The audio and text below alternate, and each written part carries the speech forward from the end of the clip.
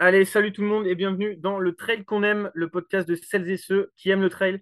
Je suis Alexandre Viol et je suis très heureux de vous retrouver pour un nouvel épisode avec les copains.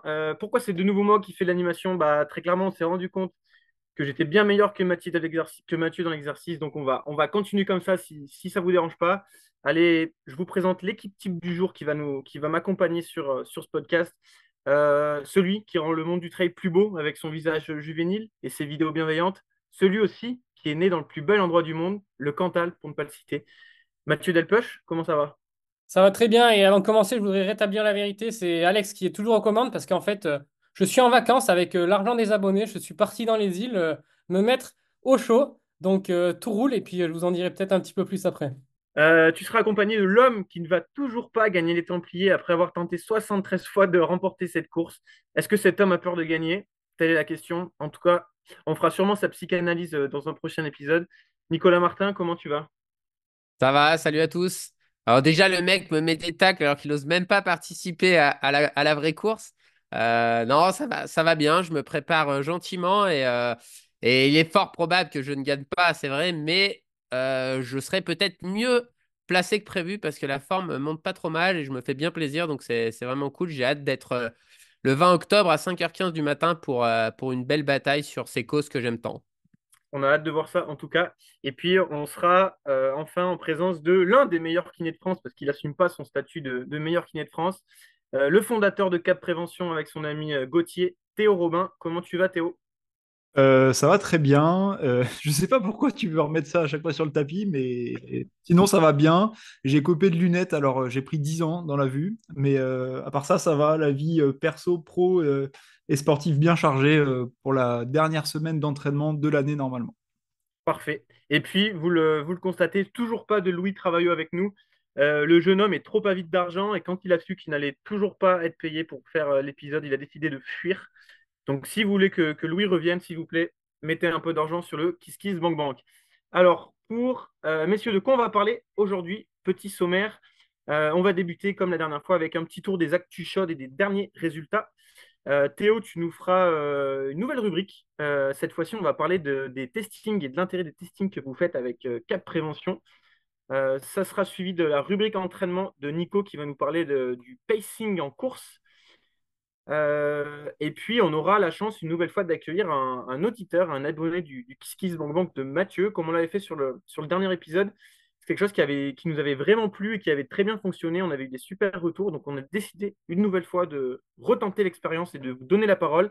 Et Tony interviendra dans la foulée de Nico sur le sujet aussi du pacing en trail. Et on terminera enfin, comme à l'accoutumée, par nos coups de cœur et nos coups de gueule. Est-ce que vous êtes prêts, les gars? Toujours prêt, mais avant ça, je voulais aussi rappeler l'importance de nous donner de la force, de mettre des petites étoiles sur vos plateformes d'écoute, de donner aussi des commentaires. On est toujours d'avoir vos retours. Et puis, si jamais vous voulez vraiment soutenir le podcast et soutenir notre travail, comme vous le savez, le KissKissBankBank est là. Vous pouvez faire des petits dons et puis accéder aussi en avant-première à l'épisode 48 heures avant sa sortie ou venir participer si vous avez des sujets qui vous tiennent à cœur, comme Maxime la dernière fois et comme Tony aujourd'hui. On peut y aller? Allez, juste avant de démarrer sur les dernières actus, Mathieu, tu nous avais appris il n'y a pas si longtemps que ça que tu avais des petites gênes au pied suite à la reprise de la course à pied après la CCC. Est-ce que tu peux rapidement nous faire un petit état des lieux de où t'en es et si tu es en Espagne pour faire bronzette ou alors pour reprendre l'entraînement?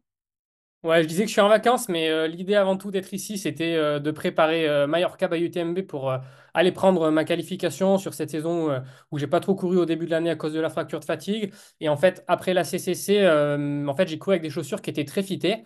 Je les avais beaucoup mis à l'entraînement, mais jamais sur des sorties de plus de 2-3 heures. Et je pense que le pied, il a quand même pas mal gonflé. Et le pied était un petit peu compressé à l'intérieur. C'était des prototypes. Et du coup, j'ai eu des douleurs qui ont un peu traîné dans le pied avec une petite inflammation. J'ai fait une IRM et il n'y avait rien, aucun dommage osseux ou articulaire. Donc j'ai eu le feu vert et je pense que ça m'a aussi un petit peu débloqué mentalement. Les douleurs sont vraiment en train de s'estomper, j'ai quasiment plus rien. Donc là, évidemment, les dernières semaines, au niveau des kilométrages, c'était très light, mais il reste encore 4 semaines pour s'acclimater et puis se préparer pour Majorque. Bon, l'objectif n'est pas d'être hyper performant, évidemment, mais d'essayer d'aller chercher la qualif pour que ce soit une sécurité pour l'an prochain, même si c'est peut-être pas mon objectif principal de l'an prochain. On en reparlera peut-être après avec un calendrier qui est chargé en 2025.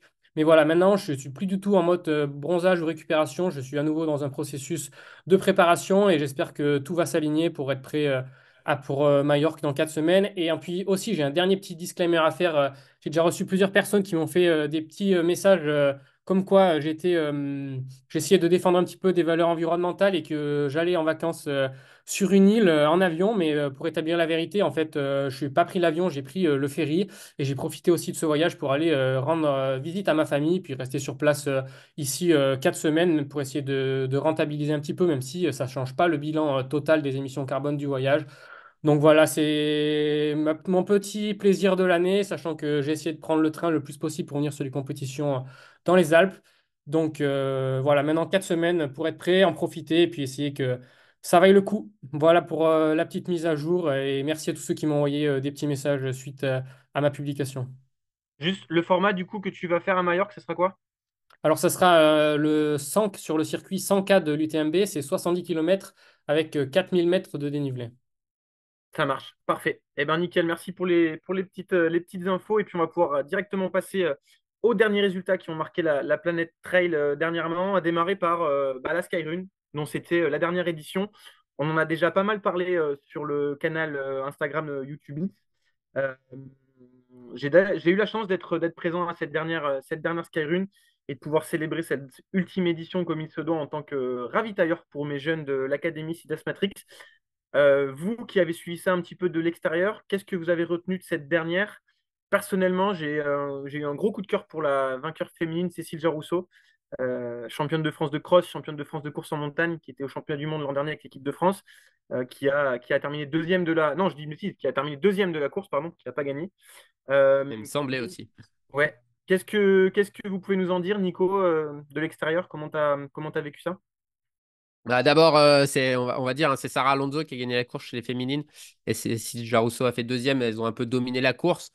Donc, ouais, on voit hein, Cécile, c'est plutôt une fille qui vient du cross, mais qui a aussi des belles perfs en course en montagne. Et c'était deux athlètes de top niveau mondial. Moi, ça m'a un peu plus parlé la course masculine parce que j'avais quelques athlètes que j'ai la chance d'accompagner à l'année qui était sur la course, avec pendant les 2 tiers de la course, on va dire le scénario un petit peu rêvé en tant que coach ou qu'on va dire consultant, parce que ça dépend un petit peu des athlètes, en voyant Sylvain, Maël, enfin Sylvain Cachard, Maël Allaire et Romain Giaguet qui pointaient aux 3 premières places du parcours, ce qui était quand même, vu le plateau, un peu inattendu. Enfin, peut-être pas Sylvain devant, mais pour les deux autres, c'était pas forcément gagné d'avance. Et puis un superbe finish avec Sylvain qui s'impose, avec des conditions un peu typiques hein, de la Skyrun. Mais voilà, pas un chrono exceptionnel, mais Sylvain vient clore un peu le palmarès de ces 10 années voilà, il fait pas tâche au palmarès. Enfin, moi, j'y suis aussi et je fais vraiment, je trouve, partie des coureurs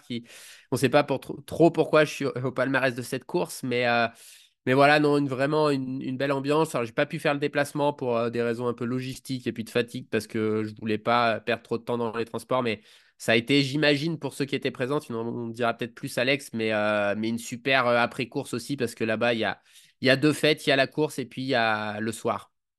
Effectivement, c'était tout simplement incroyable. D'ailleurs, à ce propos, Nico, tu disais que tu avais remporté la course. D'ailleurs, c'est en 2018. Tu as gagné en 2h1 44 et avec le chrono le plus lent de l'histoire, si tu savais des gagnes. Donc, Ouais, on peut tout à dire que fait, tu es le plus nul des 10 vainqueurs de la Skyrun. Ça te va comme...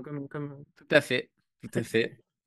J'avais survécu aux conditions très difficiles de l'année 2018. Mais ouais, ouais, de quelques secondes avec la première année, parce que c'était Alexis Sevenek qui avait gagné, je crois qu'il y avait une vingtaine de secondes d'écart entre nos deux chronos. Non, mais très globalement, voilà, la gagne a toujours été sous les 2 heures ou largement sous les 2 heures. Et cette année-là, il y avait à la fois des conditions dures et puis peut-être pas le plateau qu'on a connu, notamment en 2021, qui a été l'édition phare de l'épreuve, puisqu'elle était au calendrier des Golden Trail Series Monde cette année-là et qui avait eu un plateau absolument monstrueux, même si on avait eu un duel entre Jeanne Marguerite et puis Johan Bojar sur cette belle épreuve. Tout à fait. Mathieu, tu as un petit retour à faire sur la Skyrun? La Skyrun, j'y suis malheureusement allé qu'une seule fois. C'était également en 2018 et j'avais aussi survécu à la chaleur.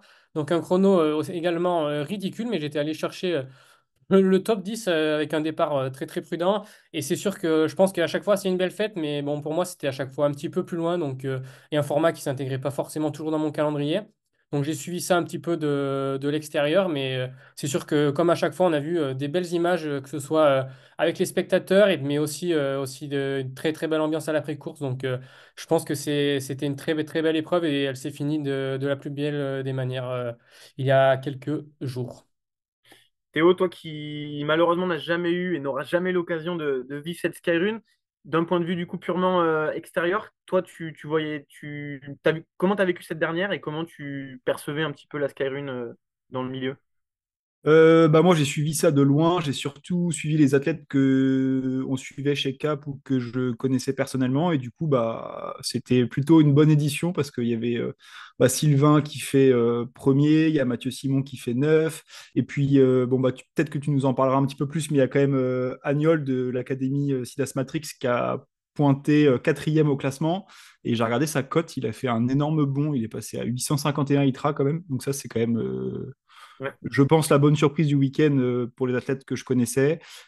Et puis après, chez les dames, Nouria doit faire 10e normalement, si ma mémoire est bonne. Donc c'était sympa à suivre. Et puis après, j'avais aussi un pote complètement amateur qui a fait la course. Donc c'était cool de suivre ça de loin, mais malheureusement, j'aurais jamais connu la Skyrun. Ouais, en tout cas, pour revenir un petit peu sur l'ambiance, c'est vrai que moi je l'avais couru l'an dernier et j'avais été très agréablement surpris de l'ambiance et je voulais absolument la vivre cette année en tant que spectateur slash ravitailleur. Et j'ai eu raison, je pense, parce que ça permet vraiment d'avoir une autre vision de la course et de pouvoir. J'ai eu la chance d'être aux deux points où il y a le plus d'ambiance que sont Miramar et la Rune au sommet de la course. Et sincèrement, c'était incroyable. L'ambiance, les gens présents et aussi de voir l'intensité de la course, de voir passer les têtes de course féminines et masculines en haut de la rune dans des états pas possibles, un mal à l'air qui crampait, un Sylvain Cachard qui commençait déjà à tituber un peu, une Sarah Alonso qui prend sa bouteille d'eau, qui se la renverse sur elle et qui repart à bloc. Enfin, c'était assez incroyable de vivre ça. Donc, dommage pour tous ceux qui n'auront jamais la chance de le vivre, mais on a vécu une super dernière édition. Et voilà, je trouve ça chouette qu'une course se dise je m'arrête au bout de 10 ans, j'ai fait mon histoire, et puis voilà, je laisse la place aux autres. Des choses à rajouter là-dessus? Ah, moi, c'est un peu de tristesse, je trouve. Après, je suis pas dans l'orga et ce choix, mais j'étais pas forcément hyper en accord avec la communication qu'a fait Nico Darmaia, qui est l'organisateur, par rapport aux valeurs qu'il y a. Et je trouve que finalement, en arrêtant, alors oui, il respecte peut-être ses valeurs, mais d'un autre côté, il cède enfin, il part, il quitte le paysage, il cède un petit peu sur ce qu'il dénonce, parce que je pense qu'il y avait moyen de continuer. Peut-être à faire la Skyrun en respectant ses valeurs, parce qu'il y a beaucoup de choses qu'il évoquait un peu dans son discours où, bah ouais, on dit les prestataires, par exemple, d'images, de photos coûtent très cher. Bah en fait, est-ce qu'il y en a besoin ou pas? Est-ce que pendant plusieurs années, une épreuve qui a autant de notoriété que la Skyrun, elle peut pas vivre sans ça? Après, à un moment donné, il y a une chose qui est compliquée, c'est par rapport aux meilleurs athlètes. Ben, aujourd'hui, c'est un sport qui se professionnalise un petit peu et que forcément, les athlètes, ils ont des calendriers très chargés. Et c'est vrai que c'est difficile de rester une course phare avec un gros plateau, parce qu'il ne faut pas se mentir, au-delà de l'ambiance et de tout, ce qui fait la valeur aussi d'une course et qui fait que cette course est aussi exceptionnelle, c'est le plateau qu'il y a. Et c'est vrai que l'équilibre là-dedans, sans rentrer entre guillemets dans le trail business, c'est pas simple. Donc je comprends aussi d'une certaine manière ce choix de s'arrêter là. Ok, merci pour ton avis, Nico, là-dessus. On va pouvoir passer à la deuxième petite actu résultat. C'est la deuxième manche des Golden qui a eu lieu aux États-Unis. On avait parlé de la première manche qui avait eu lieu il y a 3 semaines lors du précédent podcast, où on a assisté à un sprint bien musclé entre le Kenyan Patrick Kipengeno et puis Elouzine El Azaoui, finalement remporté par le Marocain. Une victoire qui aurait pour moi dû revenir au Kenya au vu des images où on voit clairement Elouzine barrer la route de Patrick avec un grand coup de coude. La vidéo a d'ailleurs tourné la page Instagram des Golden et a beaucoup, beaucoup fait parler. Au-delà de ça, Nico, toi qui as suivi un petit peu, des courses très roulantes. Moi, pour avoir regardé un petit peu de live de la deuxième manche, clairement, c'était des autoroutes, les chemins. Ouais, bah, moi, j'ai pas vu, il n'y avait pas de live de la première manche, mais bon, on peut douter que vu les allures, ça devait pas être d'une immense technicité. Et c'est vrai que moi, bah, j'ai regretté un petit peu le fait qu'on ait deux manches qui soient quand même très similaires. Alors bon, les coureurs devant sont tellement forts que je pense qu'ils seraient un peu devant sur tous les formats, mais c'est vrai que j'ai l'impression que entre la tournée des Golden asiatiques plus cette tournée-là, d'avoir eu des parcours quand même rapides où on a souvent vu un petit peu les mêmes profils de coureurs à l'avant. Donc, je trouve que c'est pas ça. Alors, cette année, il y avait encore des maratrails, mais je sais pas si l'année prochaine, il y aura encore des formats maratrails. Et c'est vrai que, je sais pas, je trouve que le niveau est absolument monstrueux. C'est dingue le niveau qu'il y a sur ces Golden quand on voit un excellent Pierre Galbourdin qui fait deux fois 13e, qui est quelqu'un qui court 29-20 sur 10 km et qui finit à plus de 10 minutes sur la première manche. J'ai pas en tête l'écart sur la manche de Mammot. On se rend compte du niveau absolument monstrueux qu'il y a devant. Mais c'est vrai qu'il y a un peu du mal à avoir cet attrait parce que je trouve que c'est en train de se restreindre un peu toujours au même format et qu'on perd un peu cette diversité du trail. Donc voilà, c'est bien sûr le circuit phare sur ces formats de course, mais je sais pas, il manque cette petite magie, perso. D'ailleurs, on y reviendra un petit peu tout à l'heure, mais le marathon du Mont Blanc a annoncé que Salomon allait ne plus être le partenaire titre et du coup que le marathon du Mont Blanc ne serait plus dans les Golden Trail World Series. Donc, ça répond un petit peu à ta question sur le fait qu'en tout cas, il y aura un format marathon en moins l'année prochaine sur les Golden. Mathieu, tu voulais réagir? Alors moi, je voulais réagir à ta lecture du sprint entre Patrick Kipemeno et Louzine El Azaoui. Alors, j'ai revu, moi, je suis tombé sur un reel qui tournait beaucoup, mais il n'était pas sur le compte des Golden officiels. C'était peut-être sur, je ne sais pas d'où venaient les images, mais en tout cas, il y avait un très très beau point de vue de l'arrière, de très proche du sprint des deux derniers coureurs, doublé d'un point de vue drone. Et c'est sûr qu'il y avait de tous les avis dans les commentaires, mais moi, franchement, l'avis que je retiens le plus, c'est que vraiment que Elouzine a pris la ligne la plus courte. En tout cas, dans les derniers hectomètres, il était à l'avant à la fin de cette descente et une volée d'escalier où il est encore à l'avant et ensuite il se contente de prendre la ligne la plus courte. Et Patrick Kipengeno tente un passing entre Elouzine et un petit muret dans un virage et clairement il n'y avait pas la place de passer et c'est normal. C'est pas vraiment un coup de coude pour le pousser, c'était juste un coup de coude du mouvement de la course d'Elouzine. Et pour moi, il y a pas de geste antisportif. Elouzine a pris la ligne directe pour aller à la ligne d'arrivée. Malheureusement, Patrick a essayé de passer là où il n'y avait pas de passage. Et donc, il a un petit peu trébuché, ce qui lui a fait perdre quelques secondes et rater cette victoire. Mais je pense que le sprint d'Elouzine était quand même relativement normal et puis sportif. En tout cas, le débat a été tranché puisqu'Elouzine n'a pas été disqualifiée, donc la question ne se pose plus. Et du coup, chez les féminines, c'est une nouvelle fois la Kenyane Joyce Njeru qui l'a emporté devant la Roumaine Madalina Florea. Et du coup, Joyce est toujours en tête du classement général des Golden Trail World Series. Allez, on peut passer. Nico, non, tu avais un coup de cœur féminin. Ouais, moi j'ai un petit coup de cœur pour la jeune Suissesse Auria Aliassi qui a seulement 22 ans, je crois, et qui a fait une super tournée sur ses manches des Golden US avec une cinquième place lors de la première manche, puis encore une huitième place sur ma mode. Donc certainement une des féminines à suivre dans les années à venir parce que c'est déjà du très très haut niveau pour un début de carrière. Est-ce qu'elle est dans un team, tu sais? Elle est centime, donc je pense qu'elle va être fortement courtisée dans les semaines à venir par les différentes marques qui sont sur le circuit.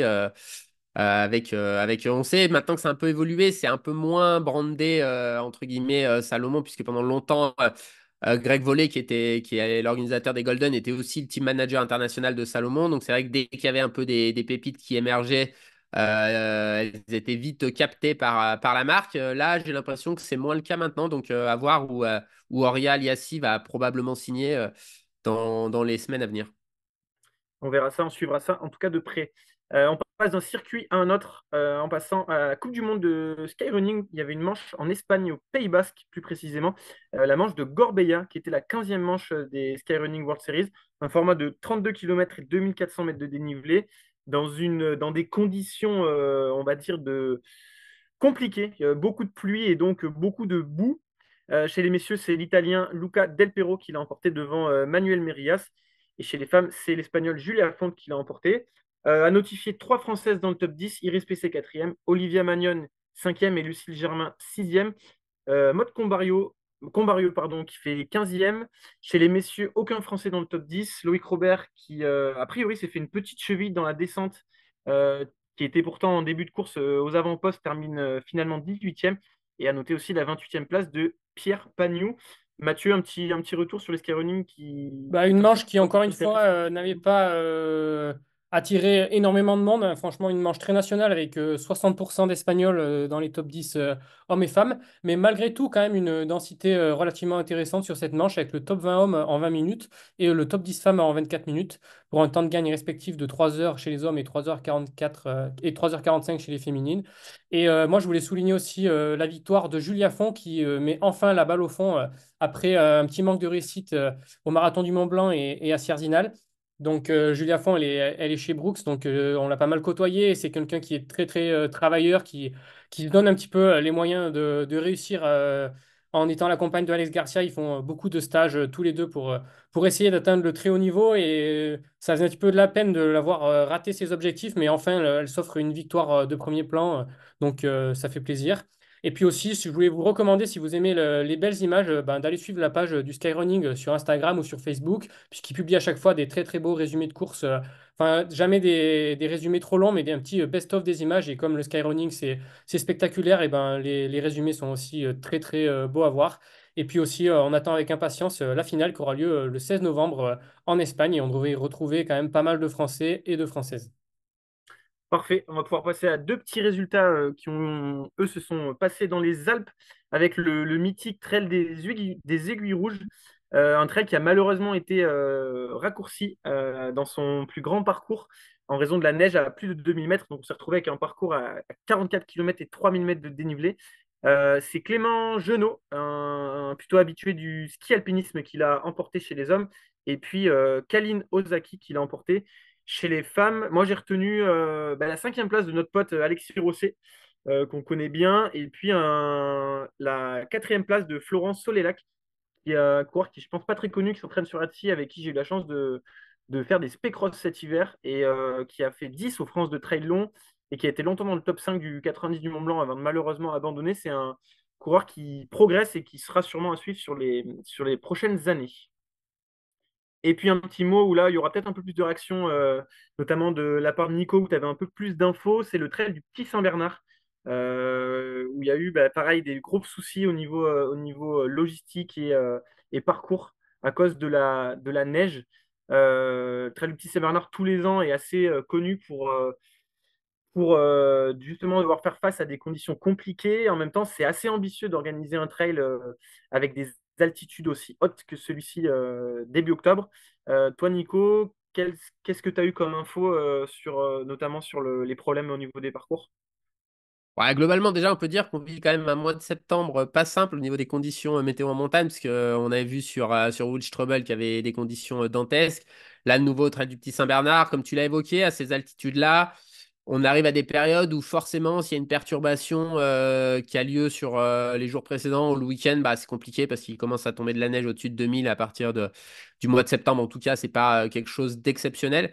Globalement, en fait, de ce qui s'est passé, de ce que j'ai compris, et on va remercier Hugo Ferrari et sa revue de presse qui fait sur son Patreon tous les lundis parce qu'il était speaker là-bas et il avait les infos. En gros, ils ont un peu retardé le départ parce qu'ils n'avaient pas d'informations de la part des bénévoles qui étaient sur l'un des cols. Et alors, je ne sais pas pour quelle raison, apparemment, le parcours n'avait pas été ouvert en totalité. Et en fait, une fois que les coureurs sont arrivés à ce col, il y avait une partie en balcon au-dessus de 2000 mètres qui était finalement infranchissable à cause des congères. Donc, les coureurs ont fait demi-tour. Il n'y avait pas trop d'informations parce que je crois qu'il n'y a pas de réseau là-bas. Et du coup, ils ont fait redescendre les coureurs en direction du départ et puis ils les ont renvoyés sur une autre boucle à plus basse altitude. Mais du coup, ils avaient pas, enfin, tout le monde n'avait pas l'information. Donc, quand les coureurs qui montaient ont vu descendre certains coureurs, bah, ils sont pas allés au sommet du col et puis ils sont redescendus. Donc, un classement un petit peu chamboulé. Après, globalement, j'ai bien aimé la conclusion de Hugo. On retiendra que, bon, sportivement, c'était difficile d'établir un classement, mais que tout le monde a pu quand même faire une belle épreuve en montagne. Moi, je jette pas la pierre aux organisateurs. Tant qu'on n'a pas organisé, on ne se rend pas compte de ce que c'est. Ils ont déjà réussi à maintenir la course, à ramener tout le monde en pleine santé. Donc voilà, ça fait partie des aléas de la montagne et de notre sport que de parfois pas pouvoir faire le parcours envisagé. Ouais, d'ailleurs, j'insiste sur le grand coup de chapeau à tirer aux organisateurs et aux bénévoles, parce que j'ai eu la chance de faire une course dans le massif du Sancy en Auvergne le week-end dernier, et on a eu des conditions aussi très très très compliquées. Et clairement, si on doit faire une différence d'inconfort entre l'athlète et les bénévoles ou organisateurs, je peux vous dire que la pression elle est beaucoup plus de ce côté-là que du côté de nous coureurs où finalement on a juste à courir et mettre une petite veste en haut et puis redescendre. Donc grand coup de chapeau aussi à tout ça. Et d'ailleurs, et du coup, cette Saint-Cilienne, donc première édition d'une course en montagne made in Auvergne et made in les frères Melleux, Quentin Melleux et Alexandre Melleux, qui sont deux frères jumeaux qui font de la course en montagne. Quentin a d'ailleurs fait des sélections en équipe de France et était au championnat d'Europe de course en montagne à Annecy en juin. Une super édition, vraiment une belle course locale où on a vu la victoire de Théodore Klein, le champion de France de course en montagne en titre. Deuxième place de Mathieu Le Fur, donc voilà, et troisième place de Thomas Butez. Un podium très intéressant chez les garçons, et puis chez les femmes, la victoire de Diane Racineux devant Manon Lallemand, et troisième place pour Léa Serre, une Auvergnate. Un événement qui peut-être dans les prochaines années sera support des championnats de France de course en montagne. En tout cas, c'est ce qu'espère Quentin Alexandre. Et ça serait chouette de Et pouvoir accueillir un France de montagne en Auvergne. on peut juste préciser qu'ils ont été un petit peu embêtés les derniers jours avec le parcours Ouais. qui a dû être changé au dernier moment, non? Ouais, effectivement, ben, on l'avait noté dans le podcast il y a 2 semaines, et le parcours initialement prévu était de 16,8 km et de 1400 mètres de dénivelé positif. Et en fait, un propriétaire qui n'a pas voulu que la course passe sur son chemin, sauf que le chemin, c'était le chemin qui devait être emprunté pour la dernière partie de montée. À notifier que c'est un chemin, c'est un GR. Donc que des centaines, voire des milliers de randonneurs y passent à longueur d'été. Et du coup, ils ont dû faire tout un détour hyper compliqué, qui était complètement, qui n'avait pas de sens. Sachant que une fois le finish était au sommet d'un puits à 1700 mètres, et ensuite tous les coureurs devaient redescendre par où, je vous le dis en mille, par le GR. Et là-dessus, ça ne posait pas du tout de problème à l'organisateur. Ce qui lui posait problème, c'est que la course passe sur son chemin, mais par contre, on a pu redescendre par le GR. Donc voilà, encore une décision qui peut être préjudiciable pour les organisations. Ils ont su rebondir et bravo à eux, mais il y a des orgas pour qui ça devient de plus en plus compliqué, ces droits de passage. Donc on va espérer que les propriétaires privés sont un peu plus conciliants avec cette pratique. On Et a du fait le coup, tour des... on en profite juste pour préciser que du coup, quand vous pratiquez au quotidien, bah, respectez les zones privées parce que c'est l'image du trail aussi au quotidien qui peut être impactée et ce souci a aussi impacté le trail du Sancy. Donc voilà, c'est pas évident de concilier avec tout. Allez, on a fait le tour des résultats. Quelques petites news rapidement. Euh, du coup, on l'a dit, Salomon qui sera plus partenaire du Marathon du Mont Blanc l'année prochaine. Donc, le Marathon du Mont Blanc ne sera plus support des Golden Trail. D'ailleurs, petite communication un peu bizarre. Donc, le Marathon du Mont Blanc a annoncé sur Facebook que Salomon n'allait plus être le partenaire officiel. Et j'ai vu dans un commentaire, ils ont répondu à un commentaire qui demandait si ils allaient toujours être support des Golden. Et le Marathon de Mont-Blanc n'a pas répondu en faisant un communiqué officiel, mais a répondu aux commentaires de cette personne. Donc c'est assez surprenant d'annoncer ça comme ça, mais bon. Euh, Qu'est-ce qu'on a noté d'autre en petite news? Cécile Jarousseau, dont on parlait tout à l'heure, qui signe chez Keep à la Keep Women Team. Là-dessus, pareil, pas d'annonce officielle de la marque. On a vu Thierry Breuil qui mettait des vidéos sur son Strava où on voyait Cécile apparaître habillée en Kipron alors qu'il n'y avait aucune annonce officielle qui avait été faite. C'est assez rigolo de voir ça. En tout cas, Cécile l'a officiellement annoncé sur son Instagram. Théo, tu voulais réagir? Non, mais c'était ça, c'était pour dire qu'elle l'avait mis cet après-midi sur Insta. Tout à fait.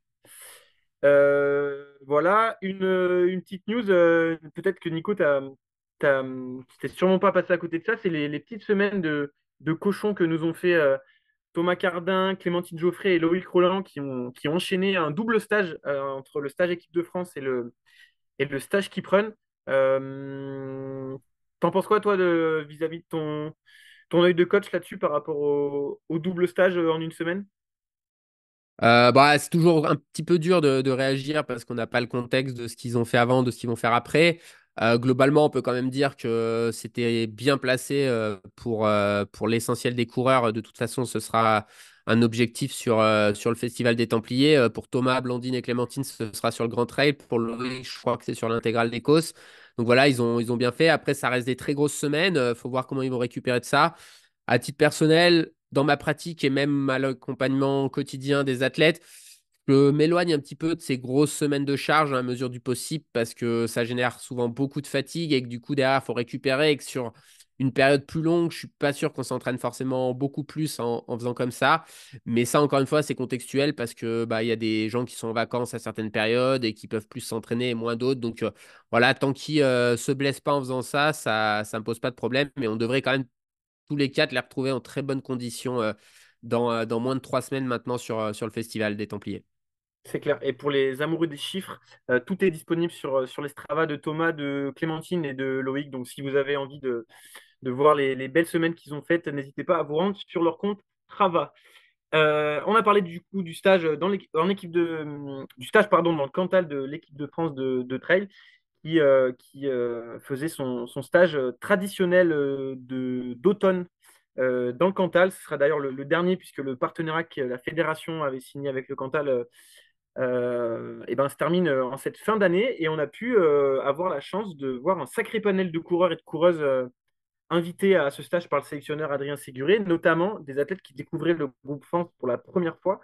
Mathieu Blanchard, Alice Bosseron, Anne-Cécile Thévenot, Simon Pacard, Iris Pessé ou encore le dernier vainqueur de l'UTMB, Vincent Bouillard.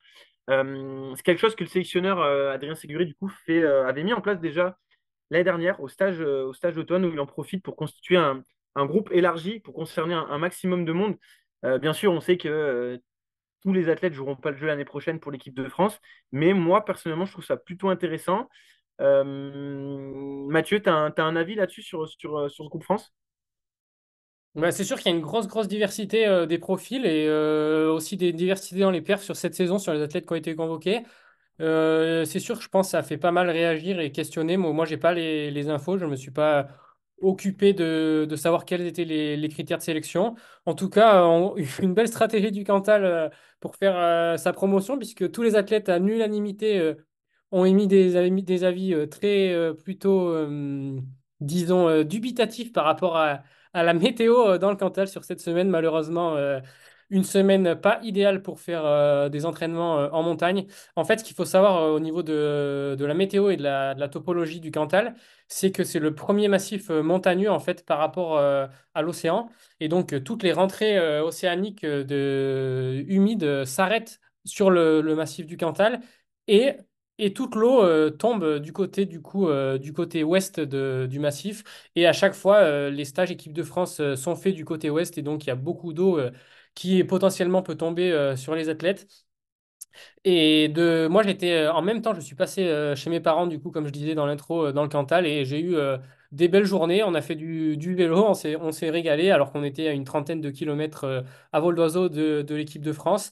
Mais bon, malgré tout, je pense qu'ils ont quand même, tous les athlètes, j'ai eu l'impression qu'ils ont tous passé des bons moments, vu qu'il y avait des athlètes un petit peu plus communicants cette année qui étaient dans le groupe. On a vu une très belle ambiance, on a vu qu'ils ont apprécié aussi la qualité de l'accueil des Cantalous. Donc, je pense que l'un mis dans l'autre, tout le monde a passé un bon groupe et je pense que le Cantal est aussi content d'avoir accueilli ces athlètes.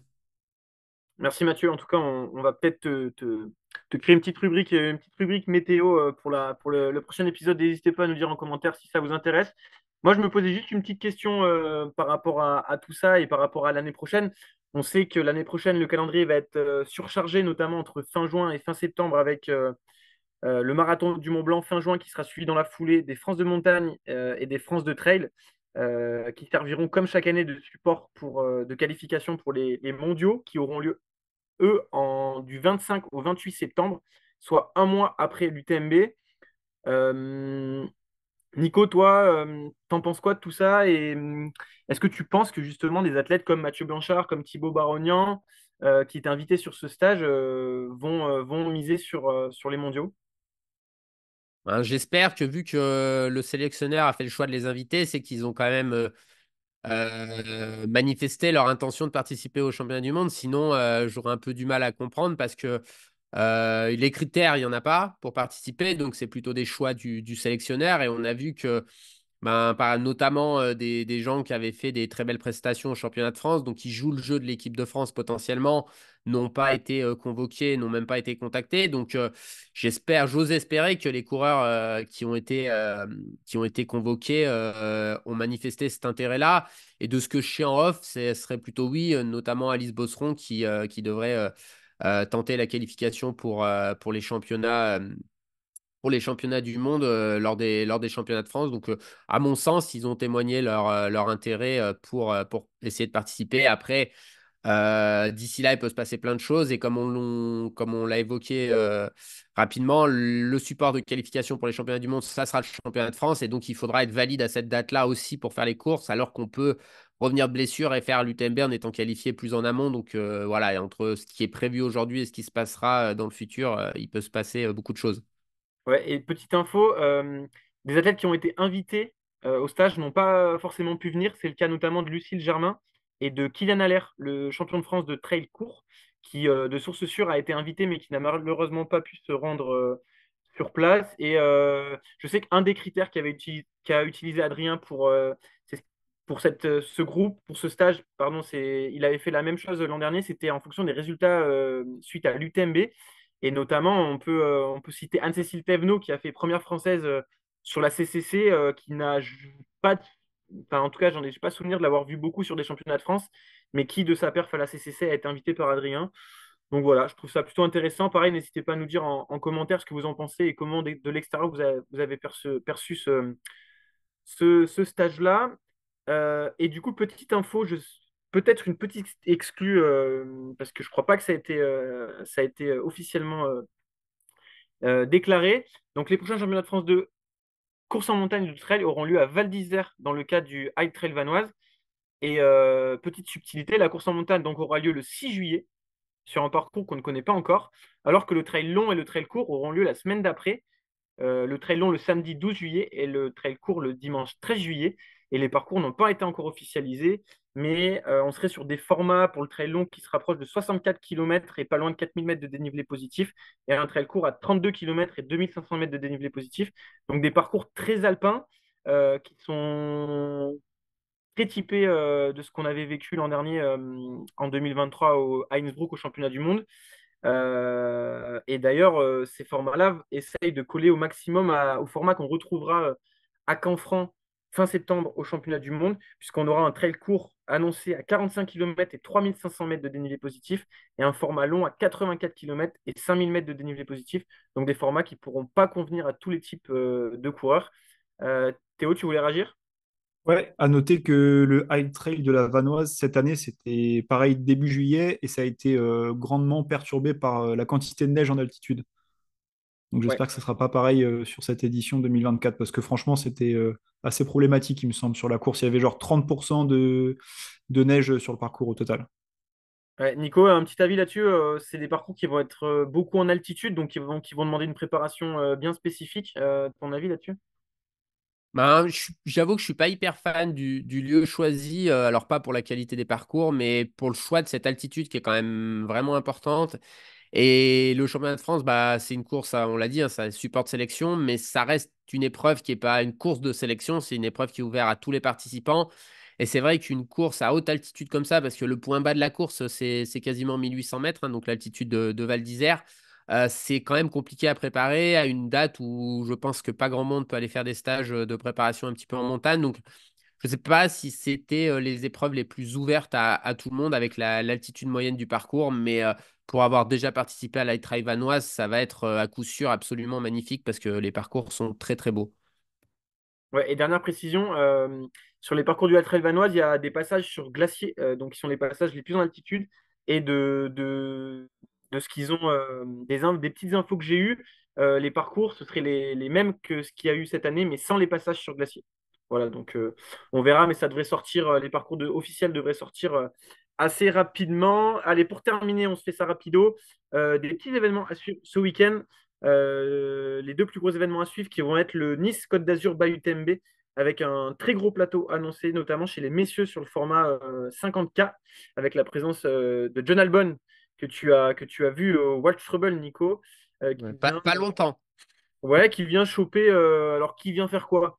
Ça, c'est la question que je me pose. Moi, Choper moi, peut-être une prime? Choper une j'ai prime? une hypothèse, je te la soumets. Je me demande s'il n'y a pas des primes intéressantes chez son partenaire sur les branches by UTMB parce que c'est vrai qu'on ne comprend pas forcément pourquoi il enchaîne autant alors qu'il est qualifié, on le rappelle, depuis sa prestation à la Western. Bah, très clairement, je pense que c'est ça. Les grosses marques, en tout cas, ont l'habitude de mettre des primes plutôt intéressantes sur les formats bas UTMB. Et vu qu'il y a de plus en plus de formats bas UTMB, c'est intéressant pour les athlètes d'aller compléter leur gain sur l'année. Et puis à noter surtout la présence de Courtney Dauwalter qui sera sur le 100 miles de Nice. Là aussi, un choix curieux, discutable. J'imagine aussi peut-être qu'elle prend un petit chèque à l'engagement pour venir courir sur cet événement.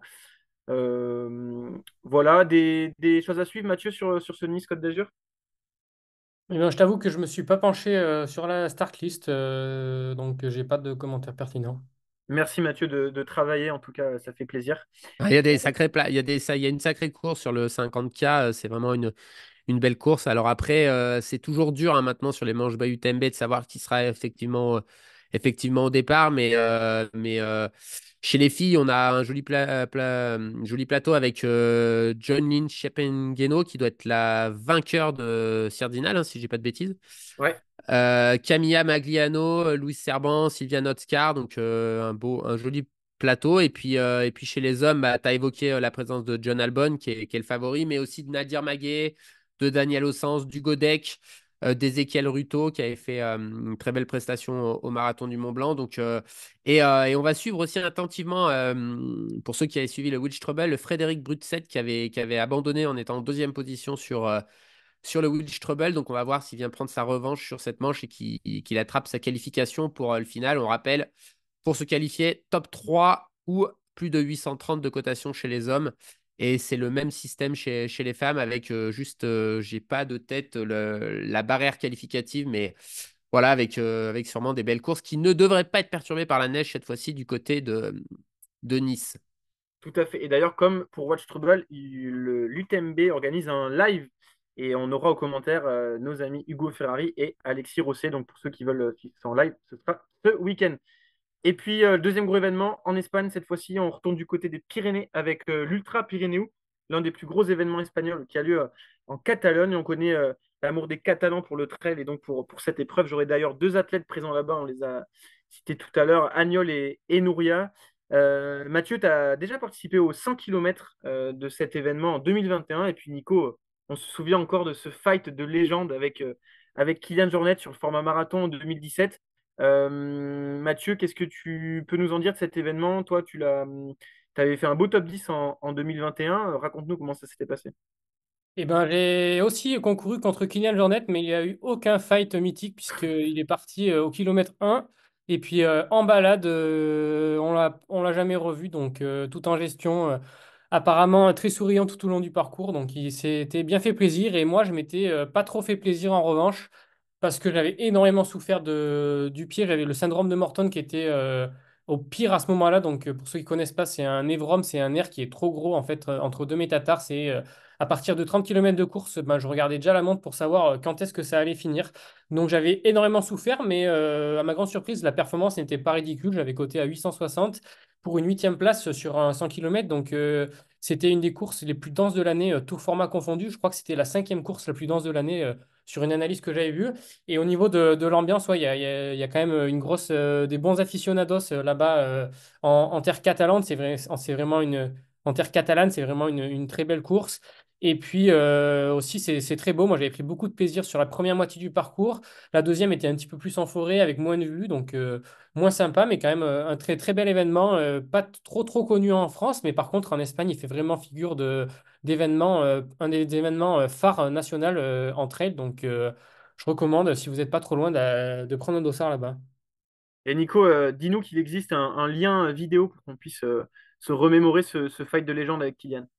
Alors, je pense que tout le monde a vu certaines images de cette course qui était à un moment donné, pour ceux qui ont dû voir, à un moment où Kylian dépasse des coureurs à fond sur la gauche, là, en faisant une sorte de sprint. Bah, c'était sur cette course-là. Après, la vidéo durait pas assez longtemps parce que je l'ai rattrapé.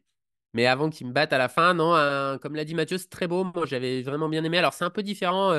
Je crois que maintenant, toutes les courses partent de Baga, qui était le lieu où est parti Mathieu. Nous, la course, on avait pris un bus pour aller un peu plus sur l'altiplano, on va dire un peu plus loin et faire une boucle. Mais vraiment, une magnifique course. Et c'est vrai que c'est pas très connu en France, mais quand on voit un petit peu les plateaux très, très solides qui sont annoncés ce week-end, c'est un peu une sorte c'est un peu l'équivalent de mon point de vue de ce qu'est le Festival des Templiers en France, cet Ultra Pyrénéo. D'ailleurs, on le voit, il y a beaucoup d'athlètes espagnols qui sont inscrits sur les deux courses. Donc, à voir ceux qui sont présents ce week-end à l'Ultra Pyrénéo. Il y a des chances qu'ils ne soient pas présents dans 2 semaines au niveau de Millau pour le festival. Donc, voilà, une très belle épreuve qui sacre toujours des grands coureurs et on suivra la légende Miguel Heras qui est la deuxième cotation présente sur le 100K.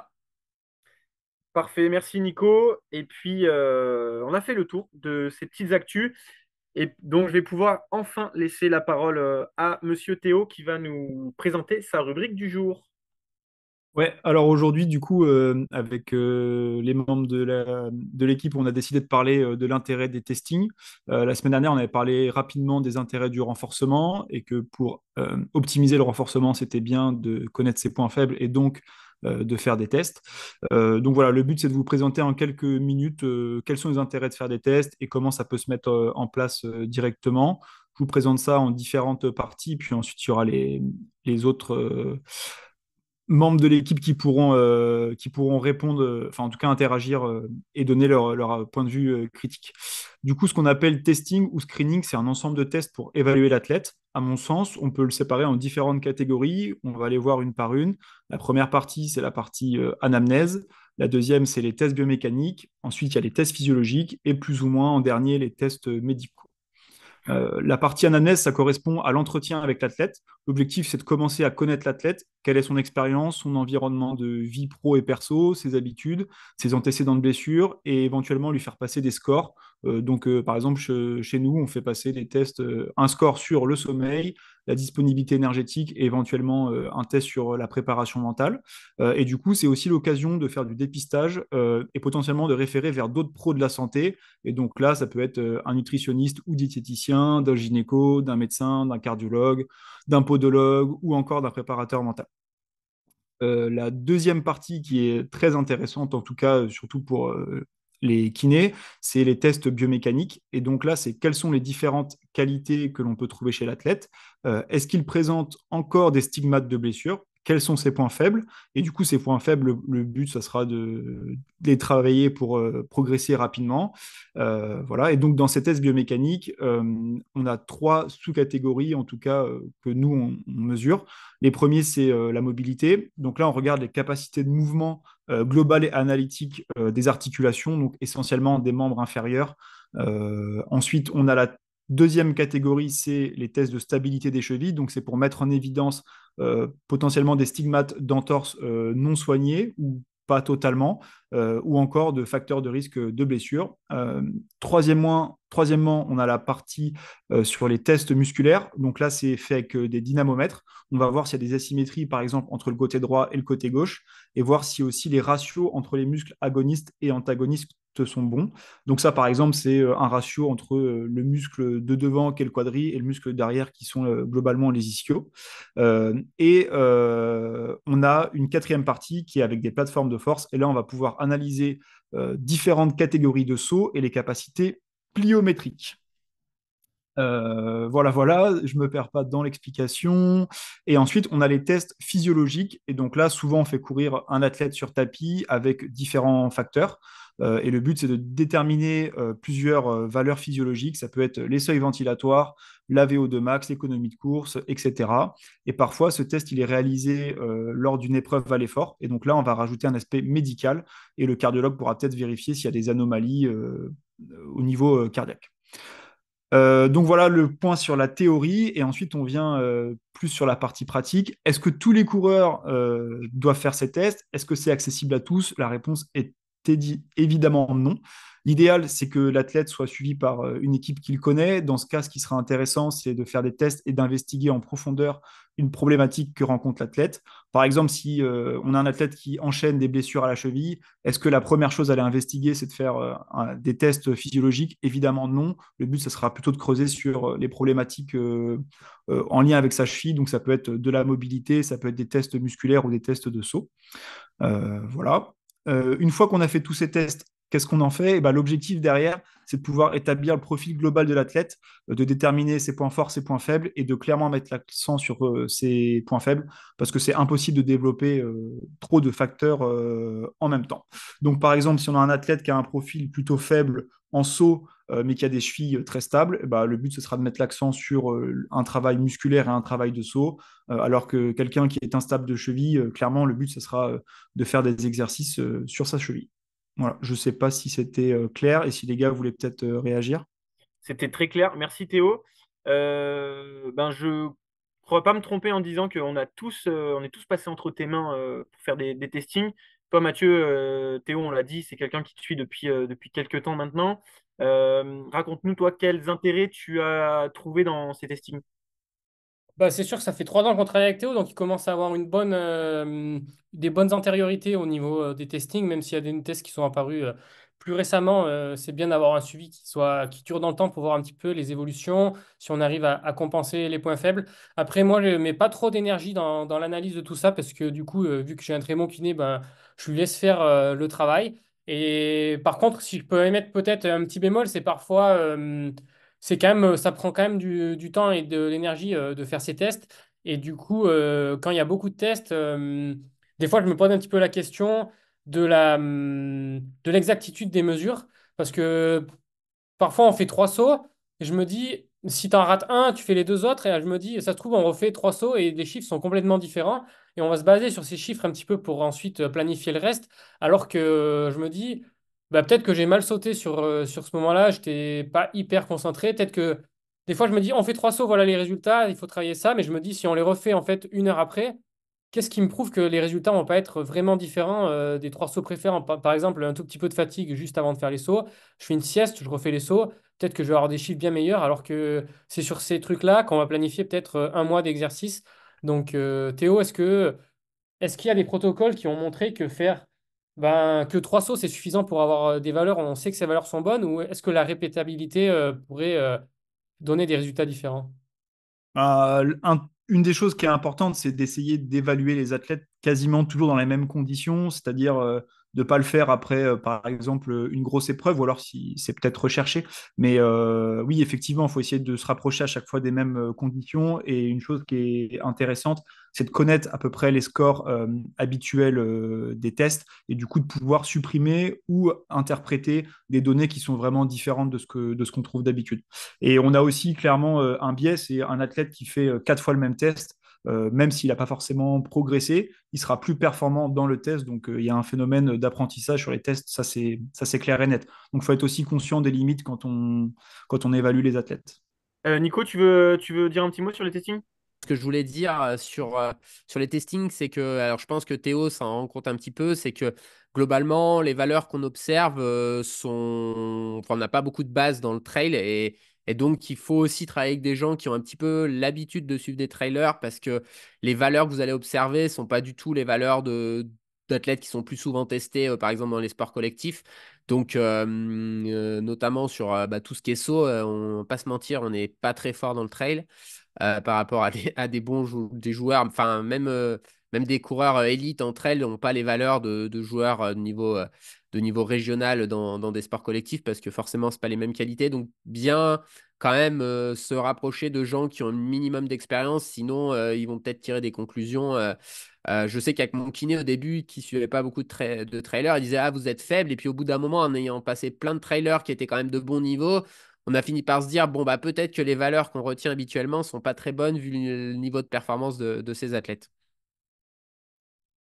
En tout cas, ce qu'on peut dire, c'est que vous, Théo, vous, avec Gauthier chez Capréhension, vous organisez des tests et d'ailleurs des tests qui sont ouverts à tout le monde. Ouais, des fois on fait ça pour des structures ou pour des clubs, mais là on a décidé de proposer des journées ouvertes entre guillemets au grand public, enfin à n'importe quel athlète intéressé.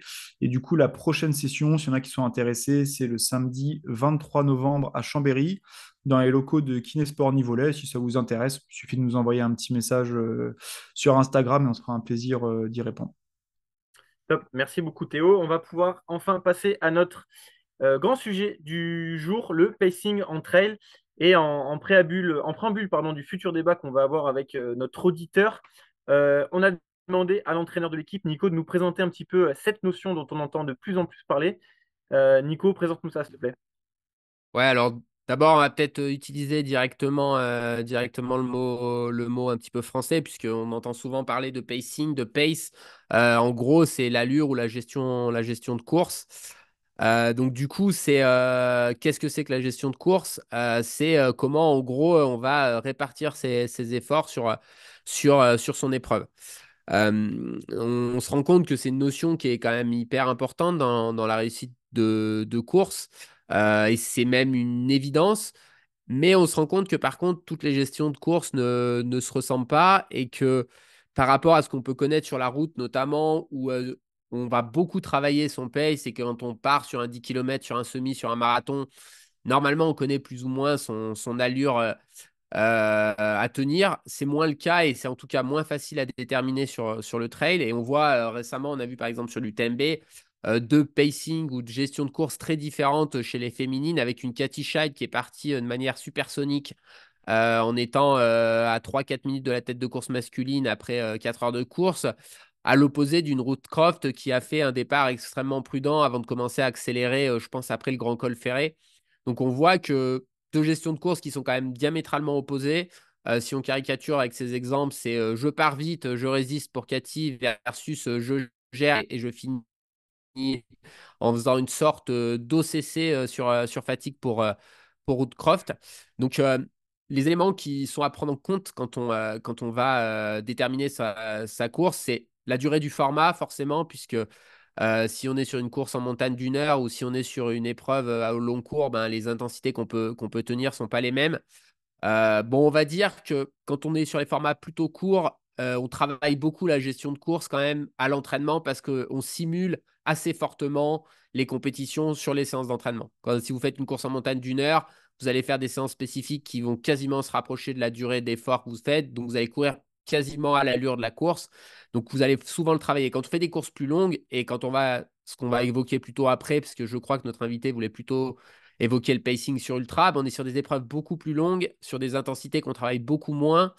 Et je sais pas, vous pouvez me donner votre avis pour qu'on interagisse un petit peu, mais je pense que si demain on vous met, que ce soit Théo, que ce soit toi Alex ou Mathieu, même si vous avez de l'expérience au départ d'un ultra et par exemple de l'UTMB, je suis pas sûr que vous sachiez définir l'allure à laquelle il faudrait partir, non? Dans le groupe? Non, bah, peut-être Mathieu Ouais, un peu bah plus rapide. est-ce que vous sauriez définir votre allure? C'est beaucoup moins simple que si je vous dis de courir un 10 ou un 20 km, quoi. Peut-être que Mathieu aurait plus d'expérience là-dessus, mais moi, très clairement, et peut-être tu vas l'évoquer un petit peu après, c'est quelque chose que je travaille d'ailleurs déjà avec mon entraîneur depuis pas longtemps, c'est notamment le RPE, le ressenti d'effort. Donc, effectivement, quel que soit le format qu'on va faire, cette échelle de RPE de 1 à 10, des sensations, et je pense que c'est super intéressante et facilement transcriptible d'un format à l'autre. Je sais pas ce que tu en penses, Nico. Ouais, tout à fait. Alors, en sachant que le RPE, on va dire, auquel tu dois faire ta course, il est dépendant de ton format, puisque bien sûr, le RPE d'une course en montagne, ça va être 8-9. Alors que le RPE, en tout cas au début d'un ultra, il va être beaucoup plus bas, même si à la fin, on finit toujours plus ou moins un RPE de 10 parce qu'on donne le max qu'on peut. Euh, alors, comment on travaille son pacing de course? Moi, c'est ma vision d'entraîneur. La première chose, c'est quand même d'insister sur les allures spécifiques. C'est pour ça que la dernière phase d'un bloc d'entraînement, c'est toujours l'allure spécifique, enfin la période spécifique, parce qu'on va insister sur ces allures spécifiques en créant par exemple des pré-fatigues pour, par exemple, créer des blocs d'entraînement. On fait un jour, 2 jours, pour que sur le troisième jour, on va demander d'être plus proche de l'allure avec de la fatigue. C'est ce que font par exemple les coureurs quand ils font des recos d'ultra, ce genre de choses. Et ensuite, moi, comme tu l'as évoqué, le RPE, moi, je suis aussi très favorable à cette utilisation des ressentis dans le trail, notamment parce qu'on n'a pas aujourd'hui de data extrêmement précise comme on peut avoir dans un sport comme le cyclisme où voilà, ils peuvent rouler au capteur de puissance avec une mesure très précise de la puissance grâce au capteur. Nous, on est beaucoup plus sur le ressenti. Le ressenti et la capacité à savoir lire ses ressentis, elle est déterminante dans la performance en trail. Euh, à ça, moi, j'aime bien ajouter des métriques qui sont plus, on va dire, objectives et observables au moment où on court. La plus connue, c'est la fréquence cardiaque, avec globalement, moi, plutôt une préconisation de zones à ne pas dépasser sur des débuts de course notamment, et en particulier pour une raison qui est le fait de respecter enfin, d'épargner ses réserves de glycogène qui sont très importantes quand on veut courir un peu plus vite ou en tout cas maintenir son effort dans la durée. Voilà, à ça, on peut ajouter la vitesse, par exemple, si on a des parties roulantes, ou un peu plus récemment, et c'est encore pas très fiable, mais la puissance peut aussi être utilisée. La vitesse ascensionnelle, même si la vitesse ascensionnelle, on le rappelle, c'est compliqué d'utilisation parce que la vitesse ascensionnelle varie à chaque fois avec le pourcentage de pente. Donc, à moins d'apprendre toutes ces valeurs de vitesse ascensionnelle selon le pourcentage de pente, c'est difficile d'utilisation. Donc, pour schématiser, pour finir, avant de laisser la place à notre invité, moi, je sente les sensations dans le pacing du coureur en lui préconisant, voilà, faut ressentir telle sensation au début de course. Et j'ajoute à ça des métriques observables pour que le coureur arrive à ajuster aussi ses sensations et notamment la lecture qu'il en fait parce que très souvent, on vient mettre du mental là-dessus et c'est vrai qu'avoir des données objectives, ça facilite souvent la bonne prise de décision pendant une course. Merci Merci beaucoup, Nico, pour Nico. cette belle et longue introduction. Déjà, plein de bons petits conseils et plein de petites choses à utiliser pour vos entraînements et vos prochaines courses. Et puis, on peut désormais accueillir notre invité et auditeur du jour, Tony Pires. Pour la petite D'ailleurs, bah, anecdote, Tony, moi, ouais. je l'ai rencontré, en fait, je le connais depuis un bon moment. La première fois qu'on s'est rencontrés, c'était quand j'étais en Espagne sur l'Ultra Sanabria. Donc, en fait, je faisais mon Erasmus à Bilbao et je voulais faire une course longue en fin de saison et c'était une course par étape. Et c'était un autre Français qui était sur cette course, on n'était pas très nombreux. Et la dernière journée, j'avais chopé un horrible virus. En tout cas, je n'arrivais plus du tout à m'alimenter. J'avais un mal de ventre horrible. Donc, j'avais fini en marchant et Tony m'avait doublé en me disant quelques mots sympathiques. Donc, c'était la première fois que je l'ai rencontré. Tony, maintenant, tu as pu écouter la rubrique de Nico. Mais avant de réagir, je pense que ça serait intéressant que tu nous présentes un petit peu ce que tu fais dans la vie et quelle place y occupe le trail. C'est à toi maintenant, Tony. Bonjour à tous, tout d'abord, et puis merci pour l'invitation, ça fait vraiment plaisir. Ouais, ben, je crois que c'est la première et la dernière fois que je finirai devant Mathieu sur une course, hein, parce que ça m'arrivera pas de sitôt. Ben, voilà, je suis Tony Pires, j'ai 47 ans, je suis de métier informaticien, ingénieur informaticien, et voilà, là, je fais du trail en tant qu'amateur, mais en tant que gros passionné de trail. J'ai découvert ça il y a quoi? Il y a 7 8 ans, je crois. Je m'y suis mis petit à petit. Voilà, au début, voilà, je courais à peine une fois tous les 15 jours. Et puis, bon, petit à petit, j'ai découvert le trail. Et puis, j'ai commencé par les petites courses locales jusqu'à finir par de l'ultra sans aller trop loin dans les distances parce que je m'en sens encore pas capable, même après 8 ans de pratique intensive. Et voilà. Donc, mon sujet du jour, enfin le sujet du jour, hein, c'est comme je disais, enfin comme disait Nico, c'est sur le pacing. Bon, tu as fait plus ou moins l'introduction que je voulais faire, donc tu m'as piqué déjà un sacré morceau. Et dans les grosses lignes, oui, enfin moi en tant qu'amateur, je suis je suis plutôt en phase avec ce que tu as dit, mais il y a quelques petits trucs en plus, moi, que je rajouterais, parce qu'on parle beaucoup de sensations, de cardio et autres. Mais je pense qu'il y a, il y a moyen de le mettre un peu plus sur le papier, ce genre avant la course, avant l'ultra qu'on prépare, il y a moyen de tester ça. Enfin, moi, j'ai l'impression, en tout cas, je l'ai fait, moi, sur mon rare 100 km que j'ai fait, c'est par exemple, ce que je fais, c'est que, admettons, on a un 100 km de prévu à préparer. En général, j'essaye par rapport à mon niveau d'évaluer le temps, la fourchette de temps que je mettrais pour faire ce 100 km avec, on va dire, 4000 mètres de dénivelé. Voilà. On va dire, par rapport, alors comment je prévois mon temps de course, c'est que je vais sur les éditions passées, je regarde les coureurs, je regarde leur cote ITRA et par rapport à la mienne, j'évalue à peu près le temps qu'il a mis et j'en prends plusieurs, je fais une moyenne et je me dis, bon, ces gars-là se situent autour des 14 heures. On va estimer que c'est 14 heures mon temps. Je prends ce temps-là et donc par rapport à ce type de format de course, 100 km, 4000 mètres, et à l'entraînement, alors ça c'est vraiment sur la fin, donc on a fini tous nos entraînements spécifiques, tout ça, proche de l'échéance.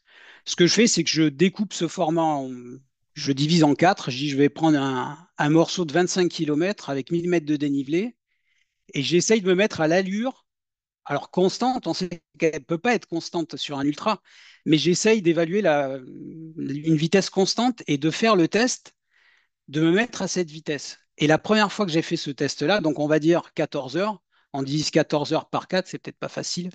Je ne sais pas combien ça pourrait faire, ça fait quoi? 3,30. 3 heures et quelques. Mais voilà, j'essaye de faire ma sortie de 25 km et 1000 mètres, on va dire, avec le même genre de bosse qu'il y aura sur le parcours, hein, parce que c'est pas pareil si on a une bosse de 1000 mètres d'un coup et que sur ta course, tu n'as que des bosses de 200 mètres, ça va pas être très en adéquation.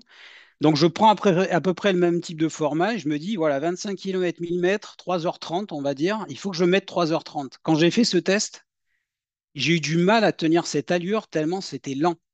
Pour moi, je trouvais ça très lent. Mais au final, dans la finalité, c'est ce que je l'aurais en vitesse moyenne sur tout le long. Donc au début, ouais, on se sent bien, on a nos sensations, on se dit, ouais, il faut y aller doucement, mais on va pas assez doucement en fait au départ. Et on le voit, même les élites ne vont pas assez doucement. La plupart des élites. On n'avait pas, enfin, tu as parlé tout à l'heure de Cathy Scheid, par exemple, qui avait une gestion plutôt constante. Alors, c'est difficile de s'en rapprocher à une constante, mais je pense que c'est dans l'idéal, il faut se rapprocher au maximum d'une allure constante, à peu près la même au début qu'à la fin, une très faible dérive pour moi. Donc, du coup, ce test-là, il est très valable. Et si on parlait de mental, ça te fait rentrer dans la tête qu'en fait, quand tu penses partir doucement parce qu'on te l'a dit, ton entraîneur te l'a dit, à la sensation, mais attention, va pas trop vite, tu vas quand même trop vite au départ. Alors, je parle pour le lambda que je suis et tous les autres qui n'ont pas forcément un entraîneur ou quoi et qui écoutent ce qui se dit dans les podcasts ou dans les réseaux sociaux, les bonnes pratiques, mais en fait, on ne se rend pas compte tant qu'on ne l'a pas fait, l'allure à laquelle il faut vraiment partir ou la fourchette d'allure. Alors, c'est peut-être pas 3h30 au départ, on va toujours aller un peu plus vite, c'est normal, la première heure. Mais de suite, il faut se caler sur ce genre d'allure. Et là, c'est très lent. Et c'est François Daen qui le disait, il faut accepter de se faire chier sur un ultra au début. Eh bien, on l'a tous dans la tête, mais on n'est pas capable de l'appliquer. Et pour l'appliquer, moi, comment j'ai pu le faire rentrer dans la tête, c'est comme ça, en faisant ce genre de test. Et après, je l'ai appliqué en course. Et c'est vrai que j'ai pas du tout vécu ce 100 km comme ceux que j'avais vécu avant, alors que j'avais déjà dans la tête qu'il faut partir doucement et tout ça. J'ai pas du tout vécu ce truc-là. À la Toi, Mathieu, mi-course, je termine là, je parle peut-être vas-y, beaucoup, termine, mais je vas-y. termine là pour donner après la finalité du truc, comment ça s'est fini. Sur cette course, et j'avais jamais vécu ça avant, sur un ultra de 100 km, à la mi-course, j'avais l'impression d'avoir débuté la course. Et quand il y a un aléa qui se passe dans la course, par exemple, je me suis paumé à un moment, donc j'ai perdu énormément de place, et là, le cœur commence à battre parce que tu dis, putain, mais ça fait depuis combien de temps tout ça que j'ai perdu ma trace? Là, tu te mets à accélérer et tu te rends compte que tu accélères, mais as du gaz, quoi. Tu as du gaz. Et à la fin de course, pareil, j'ai eu un aléa. Bon, quelqu'un a essayé de me faire, voilà, de me passer à 3 ou 4 kilomètres de l'arrivée, mais sans difficulté, rien qu'avec la tête. Et parce que j'avais gardé de l'énergie, tout allait bien, j'ai pu le rattraper facilement et accélérer et finir à une forte allure pour moi, que je pensais pas être capable de faire après 95 kilomètres, quoi. Donc, c'est qu'on garde des cartouches dans sa cartouchière qu'on peut déployer à la fin quand on en a besoin. Et c'est ça le bénéfice d'un bon pacing en début. C'est l'un des trucs les principaux, enfin pour moi qu'il y a dans le trail, c'est l'alimentation. Sans alimentation, tu n'avanceras jamais. Et tu as surtout ça. Après l'entraînement, c'en est un, mais finalement, il est, on va pas dire secondaire, mais pas loin. Et tout le reste, les chaussures, le poids dans le sac, tout ça, c'est très secondaire. Pour moi, c'est un axe clé et qui n'est pas trop encore aujourd'hui abordé ou pris vraiment au sérieux dans un cycle d'entraînement. Mathieu, toi, juste. Je vais rebondir. Attends, juste Alex, je vais rebondir rapidement pour faire un peu la conclusion de Tony. Je voulais en faire un peu mon intro, mais je ne l'ai pas dit. Mais en fait, pour moi, une bonne gestion de course, c'est quand tu exploites bien ton potentiel que tu as développé à l'entraînement. L'entraînement, c'est vraiment quel potentiel j'ai, parce que l'entraînement va déterminer ton potentiel. Par contre, après, plein de coureurs au même potentiel peuvent faire des courses d'un niveau très différent. Et la principale raison, c'est le pacing. Le pacing qui, tu parlais du temps que tu définis sur ta course, qui est très corrélé aussi à ton planning de ravitaillement, parce que souvent on fait les deux en même temps, c'est-à-dire qu'on détermine quel temps on va mettre sur la section pour planifier. Les deux sont tout le temps liés et sont vraiment très importants. Juste pour répondre un petit peu, et puis je laisserai la parole aux autres après, c'est que je pense qu'il y a quand même une dérive de fatigue sur certains formats qui font que je pense que quand même un pacing en trail, en ultra, en tout cas, enfin sur des trails longs, impose de partir un peu au-dessus de la vitesse moyenne objective parce que sinon tu consommes trop de temps au début par rapport à tes capacités d'accélération parce que il y a un moment donné, si tu es capable de monter une côte en 15 minutes à bloc et que tu la montes en 22 quand tu es fatigué ou en 20 quand tu es bien avec une bonne gestion, bah faut pas que tu aies perdu plus de 2 minutes avant quand tu arrives au pied de cette côte pour que ton bon pacing soit bénéfique, quoi. Donc ça, c'est quand même pas simple, mais je te rejoins totalement. L'immense majorité des gens partent trop vite. L'illustration, je pense, le plus simple de ça, c'est, alors j'ai jamais fait le start de l'UTMB, mais les coureurs qui partent à 15-16 à l'heure, ce qui est quand même, quand on court à 16 à l'heure, quasiment le record du monde du 100 km, donc un effort qui fait à peu près 6 heures, on se rend bien compte que tout le monde part trop vite. Ça, c'est une évidence. Ça coûte moins à d'autres, à certains qu'à d'autres, mais voilà, c'est pas toujours évident aussi après des notions de bouchons potentiellement qui peuvent faire. Mais globalement, Théo a parlé des tests physiologiques, bah, faut aussi se rebaser sur ces repères physiologiques pour ne pas faire n'importe quoi, notamment, et sur les réserves énergétiques, comme on l'a évoqué avant.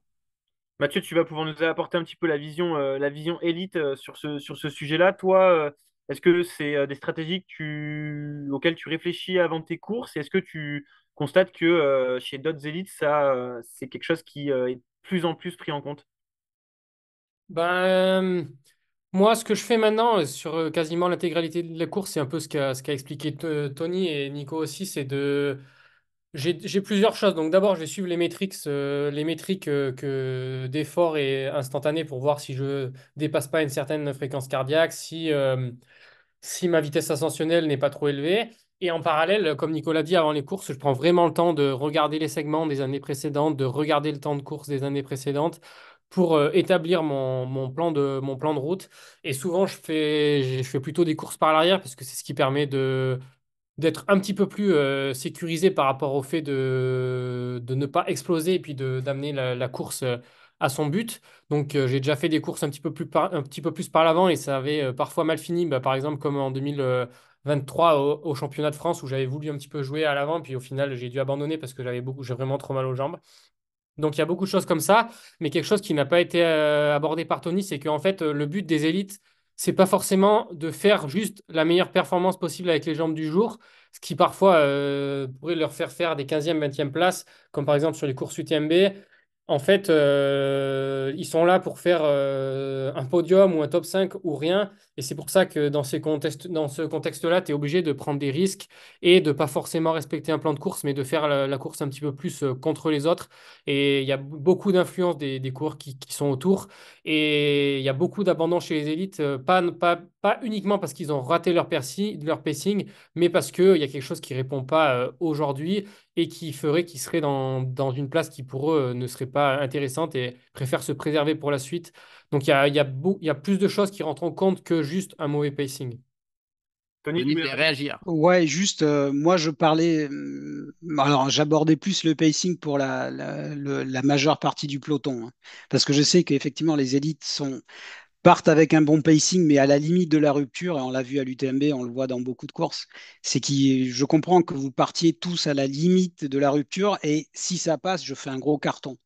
Et si ça passe pas, ça pète. Ou ça finit 15e ou 20e. Mais moi, je parlais dans la globalité du trail en général, de tous les pratiquants qui n'ont pas encore cette grosse notion du bon pacing, qui pour eux leur ferait gagner un confort de course et pour ceux qui aiment la compétition, de meilleurs chronos, quoi. Mais ça, c'est certain.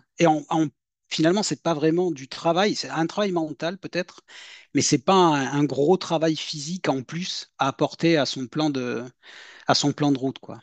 En tout cas, Ouais. moi, si je peux réagir un petit peu sur un niveau moindre, euh, effectivement, on constate tellement souvent de gens qui, pourtant, après avoir fait des prépas plutôt longues Mm. et consciencieuses, vont nuire à leur course juste par, j'ai pas envie de dire par bêtise, mais par peut-être parce que l'ego prend un peu trop de place, parce qu'on veut bien se montrer et faire de la bonne figuration. Mais sachez toujours une chose, et ça je l'ai appris à l'expérience sur quel que soit le format, c'est rester centré sur votre course, rester centré sur votre pacing, et ça finira toujours par payer. Peut-être que vous n'irez pas gagner les courses, parce que effectivement la prise de risque n'a pas été maximale, mais dans tous les cas, vous vous assurez une course en reprenant des places, en subissant beaucoup moins, comme tu l'as dit Tony. Donc voilà, ne partez pas la fleur au fusil, restez dans votre pacing de course.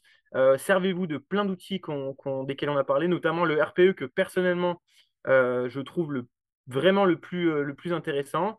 Et puis voilà, après, faites-vous votre expérience. Ça sert aussi parfois de se casser les dents. On apprend aussi de tout ça.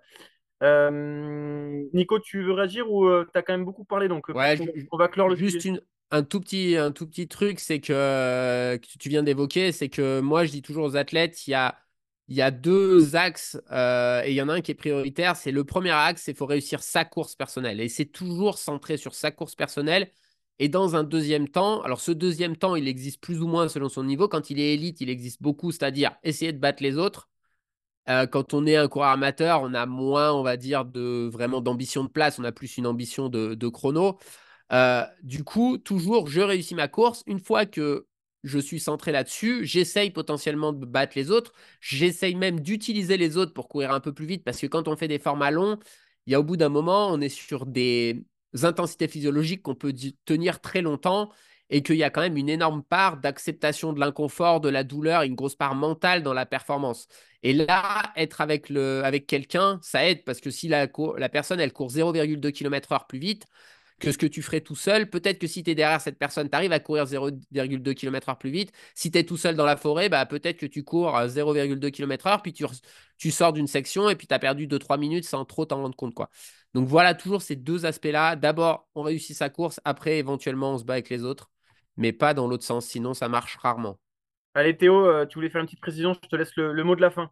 Ouais, c'était rapidement, Tony en avait parlé, c'était pour estimer son temps de course, donc il faut connaître sa cote ITRA, ou UTMB, ou la cote Bitrail. Si le parcours est le même cette année que l'édition précédente, bah, vous regardez le classement de l'année dernière. Et ce qui est intéressant à regarder, vous regardez les deux trois personnes avant ou les deux, trois personnes derrière. Et ce qui est bien, c'est de prendre quelqu'un qui remonte au classement plutôt que quelqu'un qui part fort et qui explose. Et du coup, là-dessus, bah, c'est bien de prendre quelqu'un, je sais pas moi, qui pointe 3 centièmes, puis 250, puis 200, qui va finir dans le top 150, que quelqu'un qui part centième et qui va finir à la 150e place. Et donc pour ça, généralement, quand même, les filles sont beaucoup plus fortes que nous, les hommes, pour faire du pacing. Donc n'hésitez pas à regarder un peu au-dessus et un peu en dessous au niveau des classements. Parfait, on a fait le tour de ce sujet-là. On va pouvoir passer à la dernière partie de notre podcast et on va commencer par toi, Tony. On va parler un petit peu des coups de cœur et des coups de gueule. Et je crois que tu as un petit coup de gueule à nous donner. Ouais, un petit coup de gueule sur les râleries entre guillemets qu'on a que j'entends ou que je vois sur les cotations ITRA.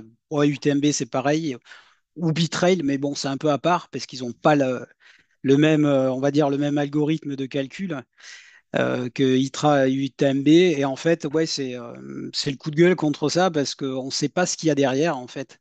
Enfin, les gens en général savent pas trop ce qu'il y a derrière. Alors moi, pour le petit truc, je suis juste bénévole chez ITRA, donc je fais pas grand-chose. J'aide à formater les fichiers qu'on intègre dans les algorithmes ITRA. Donc c'est vraiment pas grand-chose, mais du coup j'ai eu l'occasion de discuter un peu avec les gens en interne et pour avoir des éclaircissements sur le fonctionnement. Et d'ailleurs, c'est écrit, je crois que ça a été mis à jour là sur le site, comment ils calculent les cotes. Et j'ai un peu mieux compris parce que moi, des fois aussi, j'avais des doutes sur le fonctionnement de ces calculs.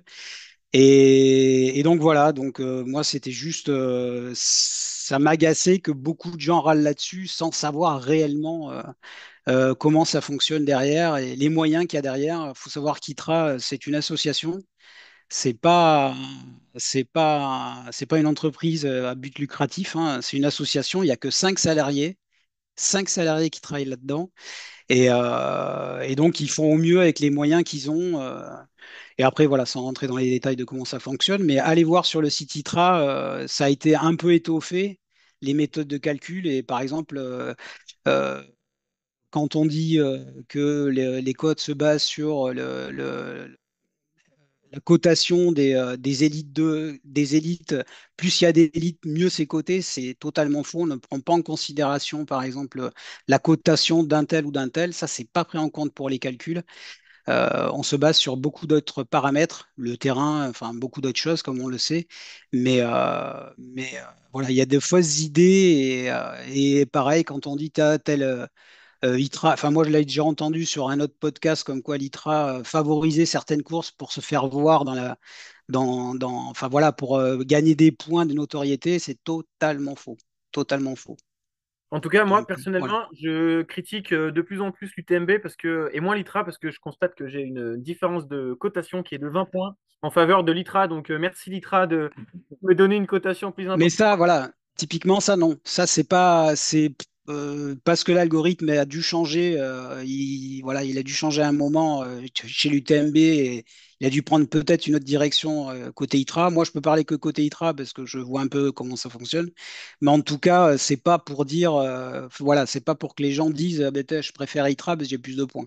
Non, mais Là, en tout cas, ce qu'on voilà. peut noter, c'est que l'ITRA prend quand même globalement plus, en considération plus d'événements et je pense que les organisateurs ont pris ce réflexe quand même de communiquer les résultats à l'ITRA plus qu'à l'UTMB. En tout cas, moi, personnellement, sur mes résultats, je constate qu'il y a toutes mes courses sont rentrées sur ITRA alors sur l'UTMB, il manque quand même pas mal. Par exemple, moi, si je vois une course dans mon quartier qui y est pas, je peux la rentrer.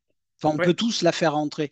Donc, en fait, en gros, plus il y a de données sur les coureurs et sur les courses, plus les cotes sont précises.